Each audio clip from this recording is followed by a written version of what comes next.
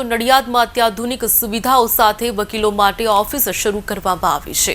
ધારાસભ્ય પંકજ દેસાઈના હસ્તે આ નવીન ઓફિસનું લોકાર્પણ કરવામાં આવ્યું હતું। ધારાસભ્યની રજૂઆતના પગલે 45 કરોડના ખર્ચે સેન્ટ્રલી એસી ઓફિસ બનાવવામાં આવી છે।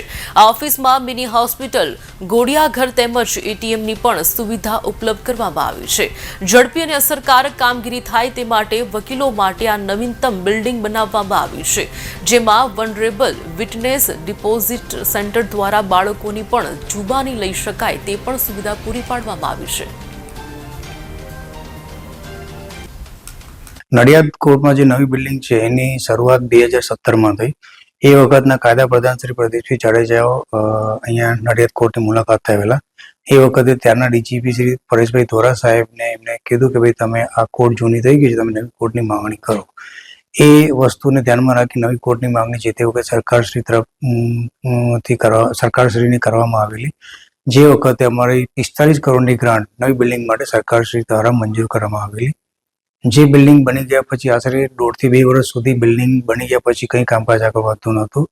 આશરે લગભગ 1 વર્ષ પહેલા અમે એની માટે જરૂરી પત્રવ્યવહાર કરી અને સરકારશ્રીને રજૂઆત કરેલ, તો એની માટે અમે અમારા નડિયાદના ધારાસભ્ય શ્રી પંકજભાઈ દેસાઈ સાહેબને મળેલા, અમે અને અમારી બોડી, અને ત્યારે એમને કીધું કે તમે રૂબરૂ આવો અને સીએમ સાહેબને અમને સીએમ સાહેબ સાથે તથા અત્યારના જે કાયદા પ્રધાન છે ઋષિકેશભાઈ પટેલ એમની જોડે અમારી મિટિંગ કરાવી અને ભૂપેન્દ્રભાઈ પટેલ સાહેબના હોય અમારી રૂબરૂ એમના સચિવશ્રીને બોલાવીને તાત્કાલિક આગળનું બિલ્ડિંગનું આગળનું કામ વધે તે દિશામાં પ્રયત્નો કરેલા અને વધારાની જે અમારી 13,65,00,000ની અંદાજિત માંગણી હતી બીજી વધારાની, એ માંગણી પણ તાત્કાલિક એમણે મંજૂર કરી અને આજની તારીખે આપણે એક વિશાળ અને સારું તમામ પ્રકારની સુખ સુવિધાઓ ધરાવતું બિલ્ડિંગ આપણને જોવા મળે છે।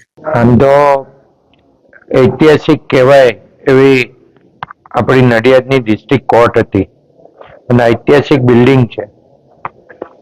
આપણે હમણાં કહ્યું એમ અનિલભાઈએ બાર એસોસિએશનના પ્રમુખશ્રીએ 2017ની અંદર એમની રજૂઆત હતી કે નવું કોર્ટનું બિલ્ડિંગ બનાવવામાં આવે અને બિલ્ડિંગ એવું બનાવવામાં આવે કે અદ્યતન હોય।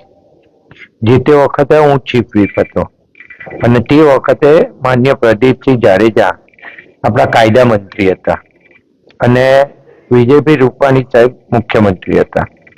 તે વખતે આ કોર્ટ બિલ્ડિંગ માટેના રૂપિયા મંજૂર કરવામાં આવ્યા હતા અને એ મંજૂર કર્યા પછીથી આ કોર્ટ બિલ્ડિંગની કામગીરી શરૂ કરવામાં આવી હતી।